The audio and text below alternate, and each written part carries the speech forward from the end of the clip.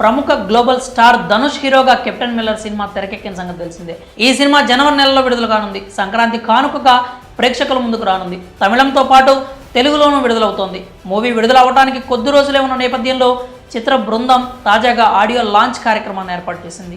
చెన్నైలోని నెహ్రూ స్టేడియంలో ఈ కార్యక్రమం జరిగింది. ధనుష్ అభిమానులు పెద్ద ఎత్తున ఈ కార్యక్రమానికి హాజరయ్యారు. కార్యక్రమం ముగిసిన తర్వాత కెప్టెన్ మిల్లర్లో నటించిన నటికి చేదు అనుభవం ఎదురైంది. ఓ వ్యక్తి ఆమెతో అసభ్యంగా ప్రవర్తించాడు. దీంతో ఆమె అతనికి తగిన విధంగా బుద్ధి చెప్పింది. కెప్టెన్ మిల్లర్లో నటించిన ఐశ్వర్య రఘుపతి ఆడియో లాంచ్ కార్యక్రమానికి హాజరైంది. కార్యక్రమం అయిపోయిన తర్వాత జనంతో పాటు బయటకు రావడానికి ప్రయత్నించింది. ధనుష్ అభిమానులు ఎక్కువగా ఉండడంతో వారిని దాటుకుని ముందుకు వెళ్లడం కొంచెం కష్టంగా మారింది. ఈ నేపథ్యంలో ఓ వ్యక్తి ఐశ్వర్య రఘుపతితో తప్పుగా ప్రవర్తించాడు. ఆమె వెంటనే అతన్ని గుర్తించింది. ఆ యువకుడిని పట్టుకుని కొడుతూ తిట్టింది.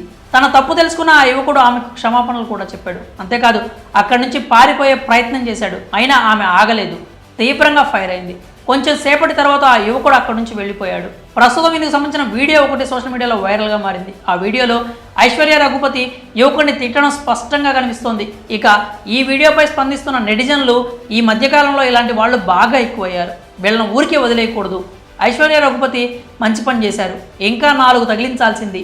ఆడియో ఫంక్షన్లో సినిమా వాళ్లకు చేదు అనుభవాలు ఎక్కువ అవుతున్నాయి అంటూ కామెంట్స్ చేస్తున్నారు. కాగా కెప్టెన్ మిల్లర్కు అరుణ్ మాధేశ్వరన్ దర్శకత్వం వహించారు. ధనుష్ సరసన ప్రియాంక అరుల్ మోహన్ నటిస్తున్నారు. శివరాజ్ కుమార్, వినాయకన్, నివేదిత సతీష్, ఐశ్వర్య రఘుపతి, ఎడ్వర్డ్ సొన్నెన్ బ్లిక్ కీలక పాత్రలో కనిపించనున్నారు. ప్రముఖ మ్యూజిక్ డైరెక్టర్ జీవి ప్రకాష్ సంగీతం అందించారు. సెంథిల్ త్యాగరాజన్, అరుణ్ త్యాగరాజన్లు నిర్మాణ బాధ్యతలు చేపట్టారు. కెప్టెన్ మిల్లర్ ఆడియో లాంచ్ కార్యక్రమంలో తనతో తప్పుగా ప్రవర్తించిన వ్యక్తికి ఐశ్వర్య రఘుపతి బుద్ధి చెప్పడంపై మీ అభిప్రాయాలు కామెంట్స్ రూపంలో తెలియజేయండి.